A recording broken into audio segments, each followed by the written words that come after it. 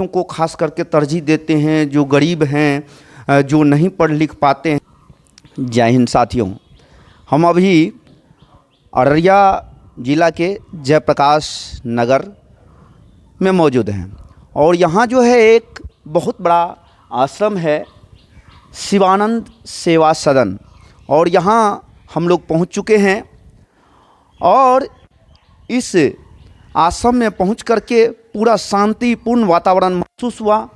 आइए यहाँ आप सबों को हम मिलाते हैं शिवानंद बाबा से, जो संत मत के प्रचार में अनवरत अपने जीवन को खपा दिए, अपने जीवन को लगा दिए और हमेशा जनमानस को जगाने के लिए अपने झोला को टांग लिए हैं कि दुनिया में जो वर्तमान वस्तु स्थिति है, उस वस्तु स्थिति से कैसे निजात पावे, इसके लिए वो अनवरत सशक्त प्रयास करते रहते हैं। आइए मिलाते हैं शिवानंद बाबा से। बाबा, हमारे चैनल में आपका स्वागत है। हम ये जानना चाहते हैं कि बहुत सारे लोग बचपन में अपने अपने जीवन को देखते हैं, लेकिन आप जो हैं इस संत मत को अपना करके अपने जीवन को पूरा खपा दिए। अब तो आप लास्ट स्टेज पर हैं, तो ऐसा क्या आपके मन में भाव जगा कि आपने जो है पूरा जीवन इसके प्रति समर्पित कर दिए? आपको धन्यवाद है। हमारे दिल में भक्ति की भावना जगी और भगवान शिव का उपदेश, उमा कहूँ मैं अनुभव अपना, सत्य भजन जगत सब सपना, जो उपदेश को पढ़ा समझा और इस मार्ग में धड़ल्ले से पहुंच गया बिना किसी सोच विचार के। और बहुत खोज के बाद है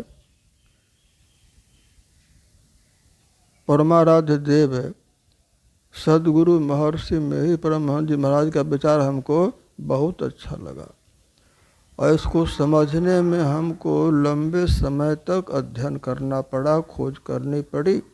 तब निश्चय हो गया कि इस ज्ञान से बढ़कर दुनिया में कोई ज्ञान नहीं हो सकता है और मैं जहाँ तक हो सके इस ज्ञान को समझने का प्रयास करता हूँ और लोगों को समझाने का ही प्रयास करता हूँ। आपको कितने वर्ष की उम्र में जो है मन में वैराग्य धारण हो गया?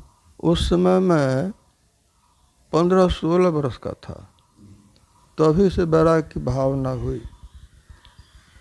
समाज में एक वृद्धा स्त्री थी, उसके अनेक बच्चे थे, फिर भी वह बहुत लाचारी में रहती थी।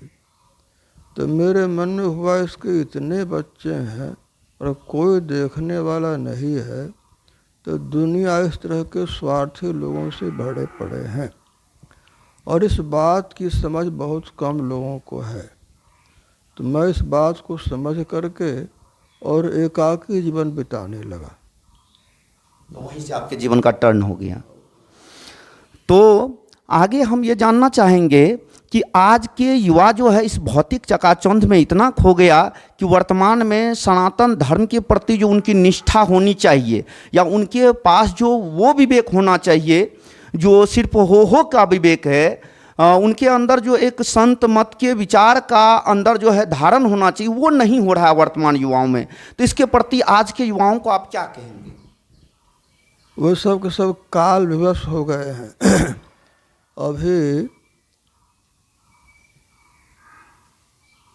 खगोलीय समीकरण में शनि राहु का महासंयोग है और जो गुरु हैं वे बकरी दिशा में चल रहे हैं।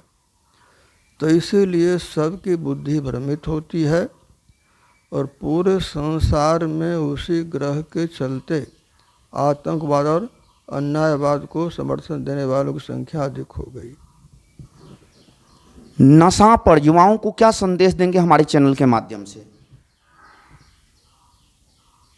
जो नशा सेवन नहीं करने वाले हैं वे थोड़े हैं, परहेज करते हैं, और जो नशा सेवन करते हैं, आदत में पड़ गए हैं, तो उनको अपना एक जन्म कुंडलीय नक्षत्र का दोष है।